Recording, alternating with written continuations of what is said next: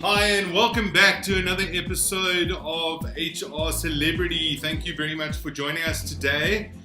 We've got a fantastic guest, Tracy from Merwe, with us, who's going to be talking about how to write the perfect CV, which we feel at this time is obviously very relevant to a lot of people. Many people looking out for jobs, and we're sort of looking for the do's and don'ts. This will be a two-part series, kind of a new thing for us. Our next episode will be things not to do in an interview. So firstly, we want to know how to get in front of a recruiter or a potential hirer, and then obviously go straight into what not to do in that interview so that we do in fact get the job. So without further ado, let us get Tracy on the line and see what she has to tell us about generating or creating that perfect CV. It's my awesome Skype tune. I love it. It's my best. So Tracy is with us. Hi, Brian.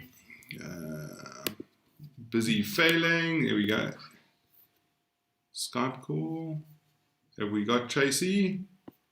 Yes. Here we go. It's me. Okay. There we go. Tracy, welcome back to another episode of HR Celebrity. You've been with us before, so thank you very much for your time. Very excited to have you. Tell us a little bit about Clarity for anybody who hasn't met you before or doesn't know about Clarity. So, Clarity is a company that brings in certain interventions, particularly with people, and we integrate these interventions to increase productivity, employee wellness, employee satisfaction. But where our passion lies is to actually create skill, create employment, empower people to find their purpose. And obviously the first step in terms of that is to create your CV if you're looking for your ideal position. So, I mean, that's obviously so important in today's time. Many people have been retrenched, as everybody knows. There's no point in sort of, beating around the bush around that. And I think finding your purpose is probably so important as something to mention in that, with all this time to reflect that we've had in lockdowns, etc., the idea of finding a purpose rather than another job is obviously quite crucial as well. So I think it's quite crucial that you've mentioned that. But the point of today was really to talk about how to write the perfect CV and to go into that, how do we start branding ourselves through a CV when we're on the employment market, when we're looking for that perfect job or that next career step? How do we brand ourselves? So I think for me, the first step is to identify the kinds of organizations that you would like to work for, the industries that you would like to work in, understand and do some homework of what's happening on the inside of the organization, and do your values and your purpose align to that. From there, the branding experience is exceptionally easy because it's literally coming from the heart, for want of a better word. To brand yourself, though, the first step is definitely to create that CV. Then it is to create an online presence and then start being and I hate this word, but an influencer or a thought leader or someone that's consistently interacting and adding value on various social media platforms. For example, I belong to an HR network, and the more and more you engage with your colleagues in terms of that particular industry, the more people come to you and ask for your help. And they start seeing you as someone that they want to work with, or that they know that they've got faith in you to place you in an organization. So, sure. What is the difference between a resume and a CV? So the resume is an overall summary or a synopsis of your work history. It does start with your education, and I don't think it's really taken off in South Africa. If you are management, middle management, or exec, I think a resume may be where someone is recruiting for a contract position or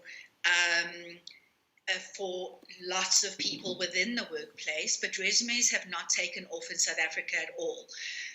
CVs are definitely something that South African recruiters and HR people buy into, but then there's that inner turmoil of how long do you make your CV? Should it be as long as a resume, or should it be a CV that actually encapsulates everything? I know when I was a recruiter, and maybe you can give some of the recruiters out there or job seekers out there some advice. When I was a recruiter, I always felt that it needed to have as much as possible. Because I might be looking, and this might be very industry specific, but I know often when I was searching a job and being a youngster, I really had very little idea of what I was doing, if I'm brutally honest. And because it was many, many years ago. And one of the things I found was a client or a company would be looking for a very specific sort of skill set within a CV. It would be you have to have sales, but also PowerPoint as a silly example.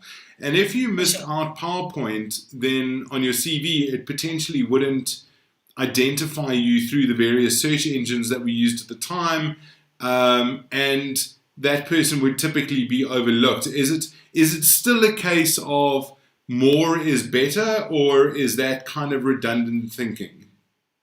So I think once and I've seen it so much with the youth, is that it's called spray and pray. You just hope you put everything on and please, Lord, let a recruiter see something so that they can shortlist me. We've come a long way, and I think we've become far more diverse in the workplace, where we know that people are not homogenous. So we also understand that people have different ways of doing things. So a CV is now about how. It's no longer about what. It is the methodology in which you executed something and the results in which you did. And skills must definitely be highlighted, but it's in a very, very particular fashion. And I don't know if I could maybe pull something up for you. Absolutely. Just to show you quick. Okay. I'm hoping that it works. Me too. Okay, so what I just want to show you, I'm going to go very high level. Okay. When you are doing your CV. Are you trying to share a screen at the moment, Trace? Oh, share. Sorry. Now that goes on my new skill for my new CV. Sharing screens. Sharing screens is... Yes. Okay, fantastic. We still can't see your screen, just for interest sake. I can't. Wait. Maybe it's not going on the CV yet. Is it there? Can you see it? No, we can't. Okay, so this is not going to It might work, be, so it sometimes says start sharing. There? Have you got there? No. Okay, so let me just give you a synopsis in terms of how I've done it. It's very, very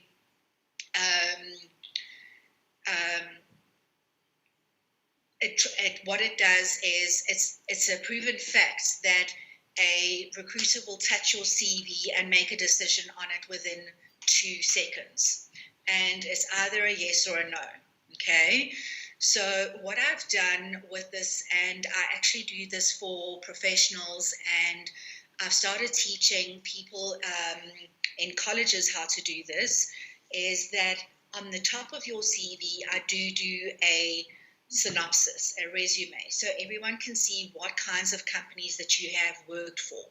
Okay? It's also very important that your email address is not offensive. It needs to be as professional as possible. And wow, I would have never ever thought of something like that, to be honest. I mean, so Brian69 is not going to be inappropriate. Let's not do that. Let's go brian@gmail.co.za. Those kinds of things. Then what's very pertinent is under the resume part is to speak about the awards and what you've achieved, and tangible things that you've done. So if you have increased productivity, how have you increased activity and by what percentage? Because it's very easy just to say, I have done this, but we want to know what impact have you actually made in the industry. So what are the quantitative measures, in other words? Exactly. And then from that quantitative percentage, how did that indicator now make, for example, the workplace a better place to work in? So one of the there's a business case that says there was an increase of employee engagement from 2% to 75%, and it had an increase on the bottom line by $1.5 billion. So if you tell that kind of story, someone is going to definitely, for sure, sit back and go, this is the kind of person that I want in my business. And then from there, there's just the CV. If there's anyone out there that can increase sales by $1.5 billion, they can just give me a shout. We'll just start talking to your people more often. That's all. And then again, what you need to do is obviously speak about your skills, but within your CV, how did you do it? And very, very important words within your CV is responsible for, accountable for.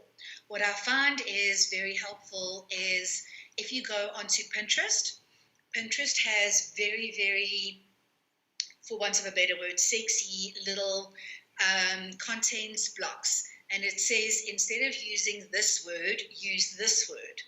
And it makes your CV so much more powerful than I'm a hard worker, I'm dedicated. We've got to stay away from those generic terms unless you can quantify it, that it was such a differentiator that you are the only hard worker in South Africa.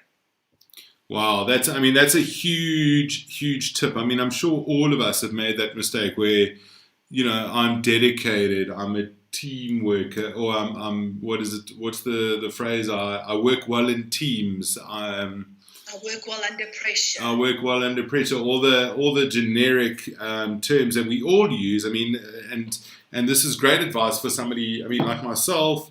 I haven't been in the job market for a long time, and I'm not right now, just for clarity. But in terms of writing a CV, I would absolutely make those mistakes where I would say, dedicated, hard worker, exactly that.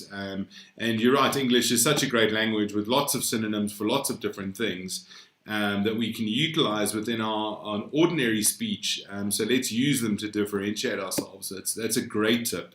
And using Pinterest, I would have never thought of Pinterest to use as my thesaurus, to be honest. The other one that's also very useful is Grammarly. As we know, that is just that is one of the sexiest tools, but I find that Pinterest really does add value and we don't use it enough. So cool. So, I mean, going into that, what words would elevate your brand? I mean, are there any specific sort of key phrases that we need to be aware of, or things that we want to use to elevate ourselves on a search engine specifically? I mean, we are talking about CVs. The fact that I'm really good looking isn't going to help my search. Well, it sometimes can. It all depends on what job you're looking for. And what you consider good looking. And there we go. I think the words that you should definitely not, or things that you should definitely not put in your CV is, and I find quite a lot of young people do this. They've got a gap in their, they've got a gap somewhere in their CV, and they will write seeking employment, or they just leave it. But when you actually think about it, they've done something. And when I speak to young people, they've actually worked, or they've worked in their parents' office or something like that, but they just didn't recognize it as a formal job. But while they were there, they acquired skills that can actually set them apart. Okay? So use those things. Every single day you are learning something in a different forum, and put it in there, because those gaps probably don't even exist. The other thing is, it is by law not to put your photo on your CV. And so many people do. I actually, you told me that earlier, and I was like a little bit shocked by that, because so many people put their photograph on their CV, for one thing, and also a lot of recruiters actually ask for your photograph on your CV. I mean, I've seen that come up a few times where guys say include photograph, or there's definitely ads that indicate that they want to see what you look like. So where there is a need for a CV, a photo on your CV, it has to be validated as part of the operational requirements of the job. So, for example, a lot of positions that are overseas, or, for example, promoters, you would then have to validate that and put it in your job spec, and the client would have to sign that off, and it's a reasonable expectation as to why it should be in or on your CV. But if you're not frontline, and there's actually no reason that it's going to affect the productivity of what you do, and it's not aligned to the LRA or the BCEA, you must not put your picture on that CV, because if you are declined, how do you know that you weren't declined because of your photo or because of your skill? Which is hectic. I mean, it goes into all sorts of elements of sexism, racism, ageism, all the isms. Yes, all the isms. So that's such a big point. I mean, I wouldn't have even thought of that being not allowed, I must be honest. Completely not allowed. Also references, and I think this is where people will get caught out. So please don't even do it. When they put their references on, they, as opposed to the manager that they reported to, they put their friends, or someone that they worked with in the team, and that person then says, no, they were the manager, and gives them a sterling reference. We then, in terms of recruitment and HR, we double check that. And we actually phone landlines to make sure that those are the right and the correct details for the client. And we actually speak to those people that gave us the reference. And we will always double check with HR to find out who that person is in the organization. And should that have been a false reference, it's reported to that organization, and whatever disciplinary action is taken against them, that is in their hands. But it also ruins your opportunities.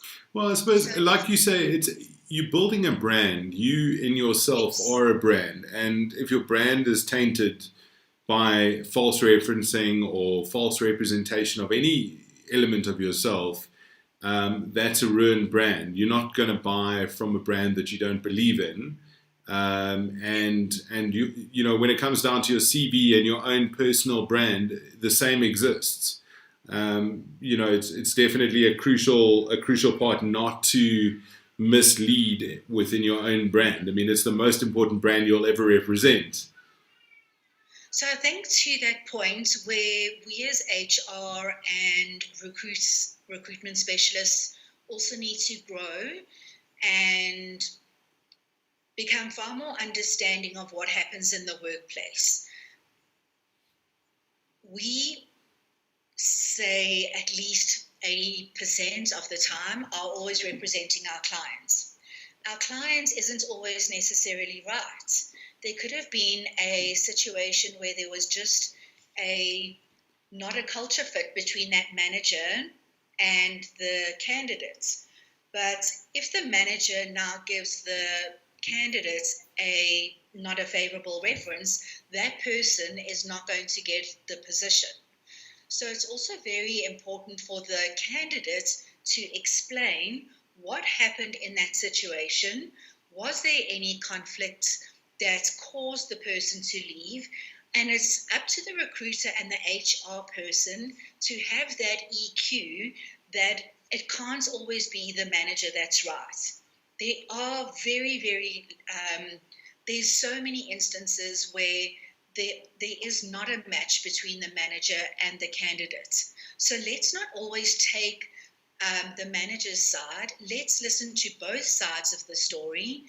And if there was a personality clash, 100%, but let's check the skills and the impact. That's what we're looking for. And if we aren't looking at the culture fit of the new manager, then we failed the candidate completely. I suppose we're going a little bit into the actual interview space right now, which we're going to go into the next episode, as mentioned. But I suppose this is where two things come into play. One is detail. Just don't, overlook the detail of your explanation. So, when anybody says, what was your reason for leaving? My reason for leaving was personal growth, I think is the very common answer. I don't suppose anybody wants to just put, I want more money on their CV. The go-to seems to be growth opportunity, which I think, translation, I want more money. But, sometimes there is legitimate reason for leaving with a stain on the reputation, potentially, or a perceived stain. And it might be worth putting in that detail. But I suppose as a recruiter, it's also like I've mentioned before, I've been a junior recruiter where, you don't always understand and you don't have that EQ. And it really is the responsibility of the senior guys to acknowledge and note when, we need to support our candidates that are good candidates that might just have had a bad experience or a bad manager. I don't think, and you're right in saying we always take the side of the manager or the business or the client, but we seldom remember the horror stories that we've heard where managers are just brutal to their staff and just completely, provide unsavory environments for their employees where, any one of us would leave that environment in the circumstances that are being portrayed by certain managers. So we tend to forget the horror stories and tend to take the side of the client. You're absolutely right. So I think for me, that's where it comes back to your CV, is when you're putting a reason for leaving, if something that needs to be discussed in detail, put that in the reason for leaving in terms of, to be discussed upon first interview or whatever the case is. The other thing that I find very, very interesting is that over 23 years of recruitment, I think 5,500 people that I've placed have all been headhunted, as I say. So embellishing the truth is also, we know that there are very, very specific skills that create someone to headhunt you. If you are one of many, you're not going to be headhunted, or if you are headhunted, best you put it on your CV as to why you are so stellar and so spectacular that you are the only person in that industry to be headhunted. Yeah, I think putting your CV on a job search website, it doesn't constitute headhunting. No.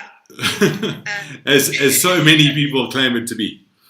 How have CVs changed in the last, say, 20 years? I know that 20 years is a long time, but I think there's been a big evolution. 100%. So I think the first thing I'm very, very sad about is that people that come out of college or TVET colleges, or, just generally, when you're unemployed, you don't have money.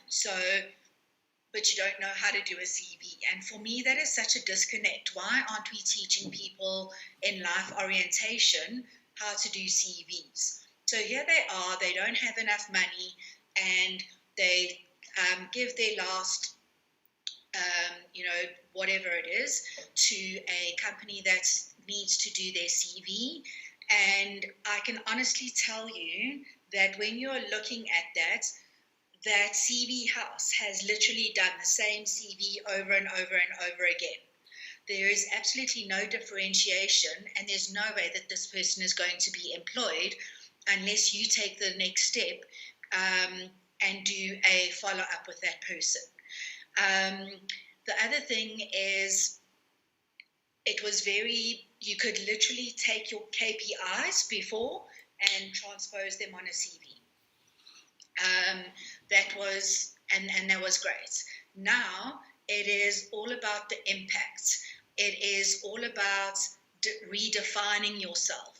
It is about the fact that even though you may have been in, for example, sales, the skill and the impact that you made on the business can actually be used in so many different areas that people don't have to pigeonhole you anymore. So what I've done with people that I've taught how to do this is have a CV that is specific to that particular position, but do some homework on it and pull some of those job specs off Google or whatever the case is, and tick and see out of those, how many of those skills do you actually meet?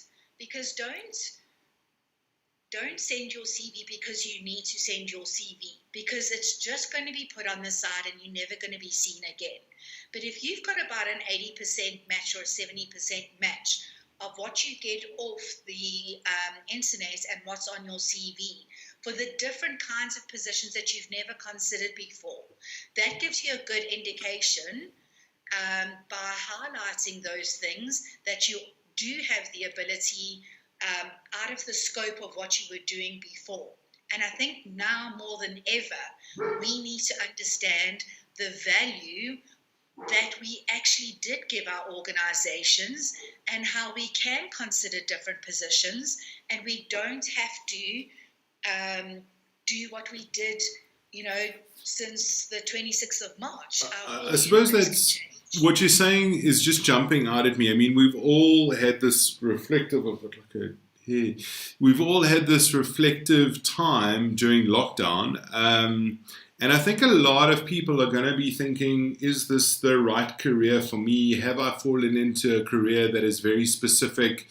Do I want to do something else with my life? And I think that's going to be coming up more and more in the next coming months, especially I've been retrenched. Do I really want to go back into another X job, whatever that might be? It might be a perfectly good career path, whatever it is, but it's something that I just don't want to do anymore. I'm not happy in the position. I've become stagnant. I'm not growing, whatever the reason is. And, it's not easy. And I speak from experience. It's not easy to change your career path once you've become fairly senior in it. Obviously, if you're a junior, and maybe that's some advice for the juniors, is really sort of identify what do you want to be, what do you want to do, because once you gain experience in a certain field, you tend to grow in that field for most of your career. I mean, not many people evolve from point to point. So let's say you're in that situation right now, but you've got broad skill sets. I suppose that advice stands to, I want to change my career path.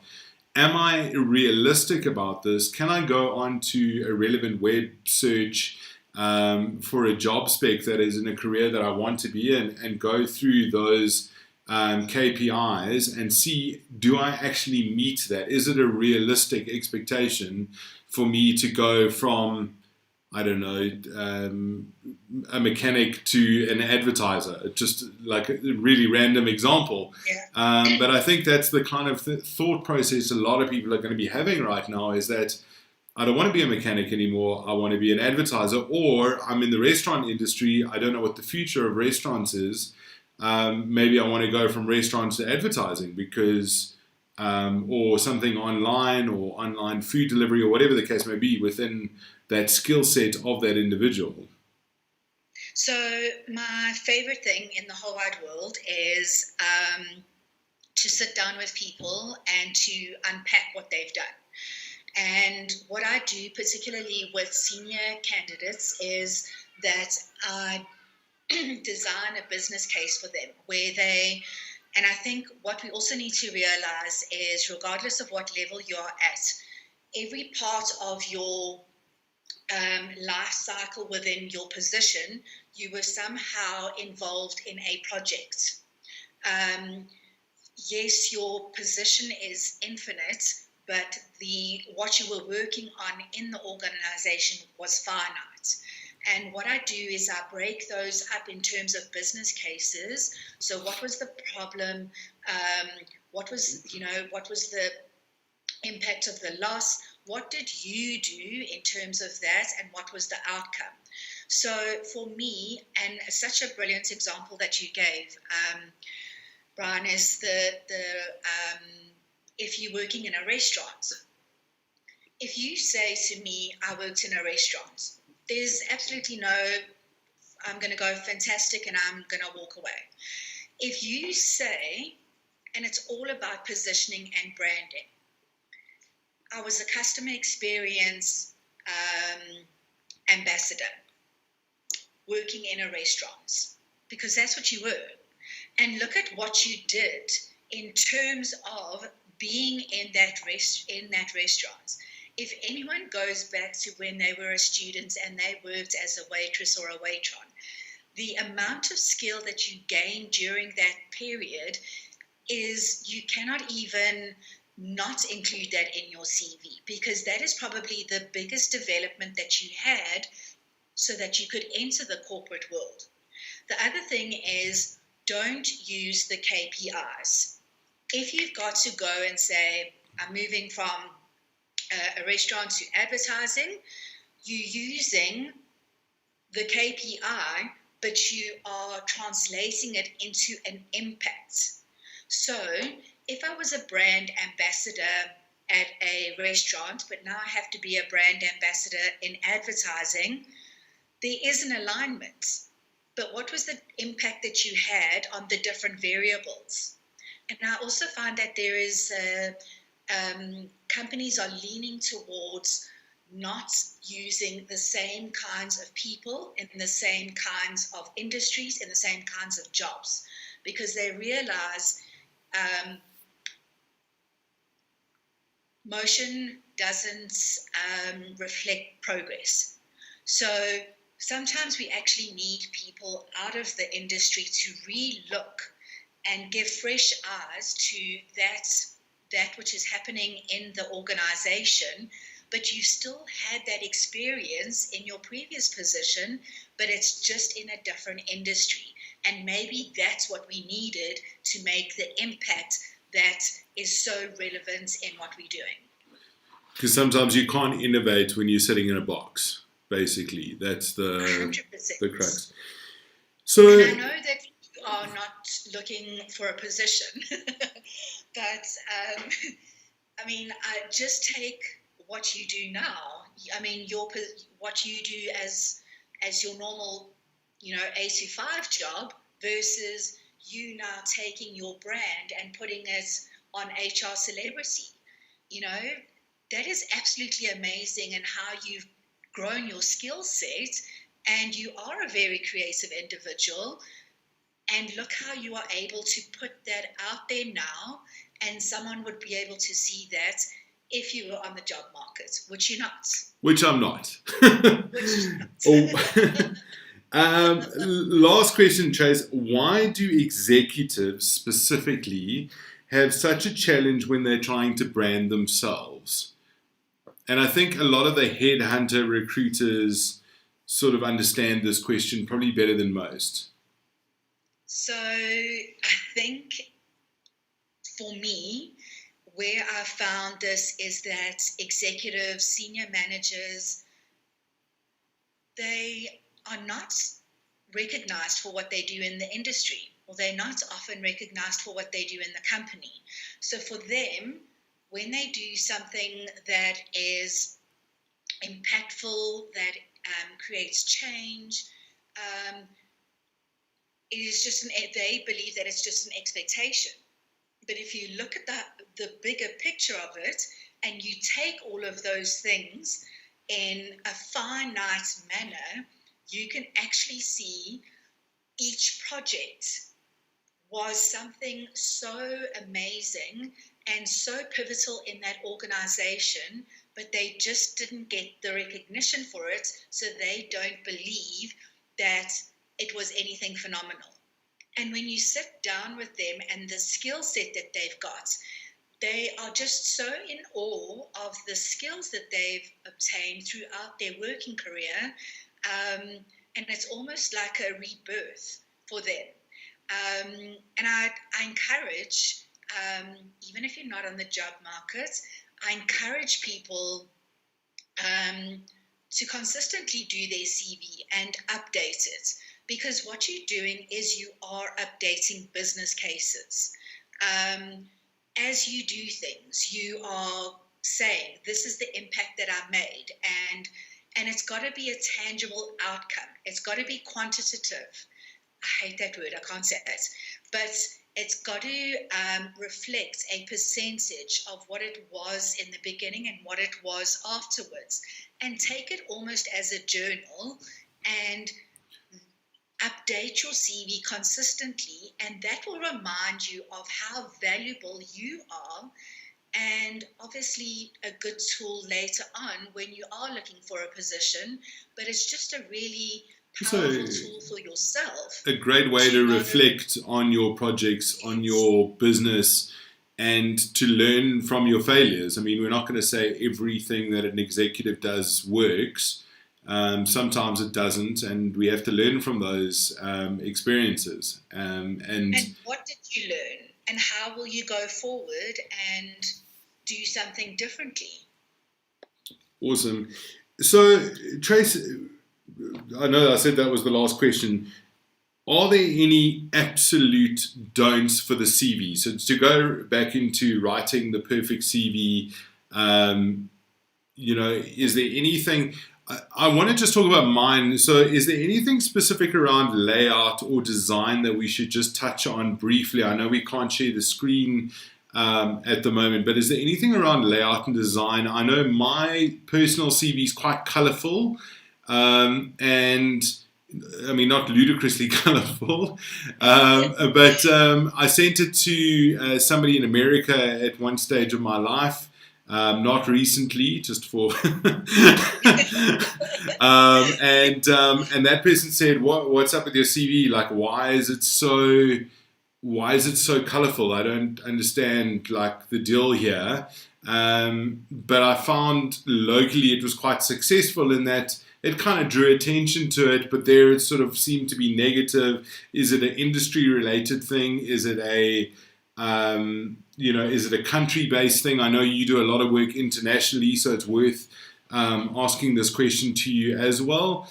So yeah, I mean, are there any specific things that we should not do? I mean, we've touched on your photograph, dodgy email accounts, Brian69 at hotmail.com.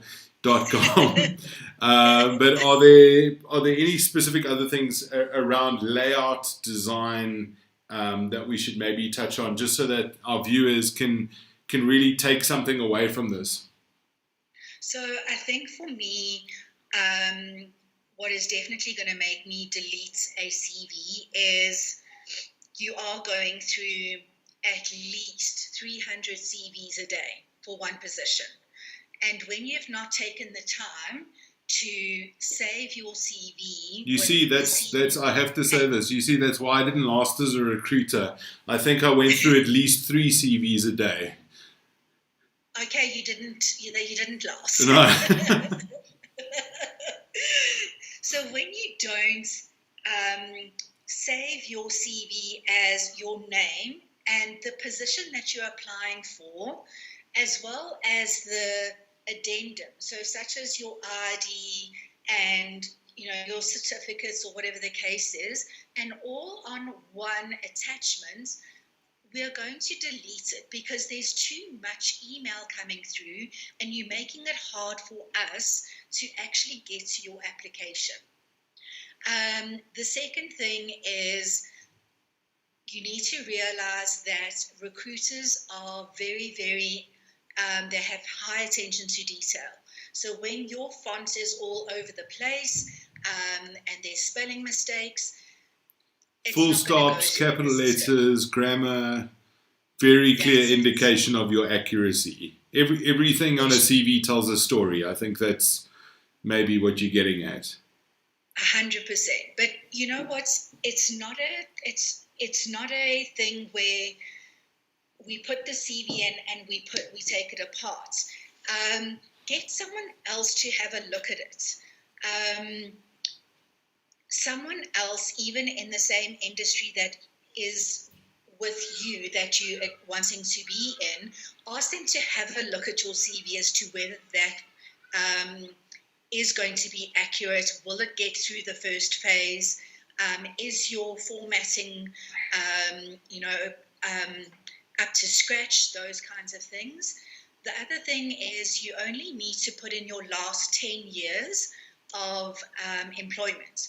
So if you were at one company for 19 years, great, you could just do that. But if there's other pertinent stuff in terms of where else you achieved awards or you obtained skill, include that. But we don't want to know from the day that you were born up until now. So you don't want to see my history as a waitress in a coffee shop. I mean, a waiter in a coffee shop. When I'm an executive, it's just not relevant anymore. No, but you could translate that into skills. So that kind of thing. The other thing is people are very, very CSI driven. I think especially now where we want to help people, we're trying to help people, and by no means is it a hymn sheet to boast or anything, but what have you done with your spare time in terms of uplifting communities, helping people that don't have the means to empower themselves? People like to see those CSIs, okay? The other thing is go onto your LinkedIn, go onto people will give you references or referrals. get relevant ones that are going to speak to your skill, to your character, and to what impact did you make on their lives. Do not embellish, because we will find out what it is. And also, the industry is very small when people are looking for positions. So even though we check your CV, someone else in the office will know you from someone.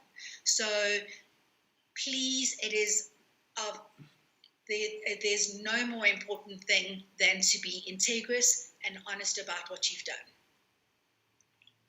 I think that's a perfect place to leave it. Let's have integrity, let's be honest, and acknowledge ourselves for what we have achieved rather than make up skills, but also analyze what we have achieved and identify the skills within those elements of our lives, whether it be church activity, whether it be job activity, whether it be an after hour, whatever it is that you do. These small items of our lives build up a skill set, I think. And I think, Trace, that's a lot of information for a lot of people to keep, and hopefully it gets one more person employed. So thank you very much for your time for today. And we will see you next week on what not to do in an interview, which I think is going to be quite fun, really. Definitely. Yeah, yes. So cool, perfect. Thank you very much, Tracy, and we will see you next week. Great. Thanks so much, Brian. Have a good one. Awesome. You too. Cheers. Bye. That was Tracy van der Merwe talking about how to write the perfect CV. Again, thank you very much, Tracy. From Clarity. Her email address is available in the description below. So if anybody wants to get hold of Tracy, they can. She's obviously very, very knowledgeable when it comes to writing CVs, when it comes to presenting our brand as an individual to a market or a marketplace. And her company does all sorts of amazing things around education and people development, HR generally. So feel free to get hold of her. Guys, thank you very much for joining us today. If you haven't subscribed, please subscribe.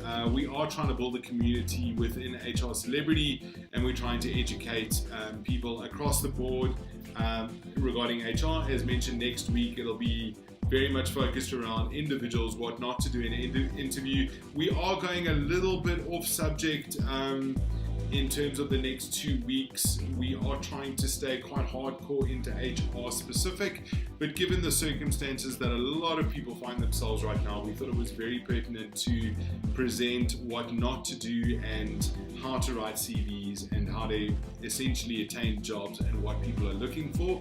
So that's why we've gone this route and with this two-part series. So thank you very much to everybody who's joined us. And please subscribe, please hit the notification button, please tell your friends, please like this and share it with people so that we can all learn and gain knowledge from this channel. So thank you very much to everybody. Have a wonderful week. Cheers.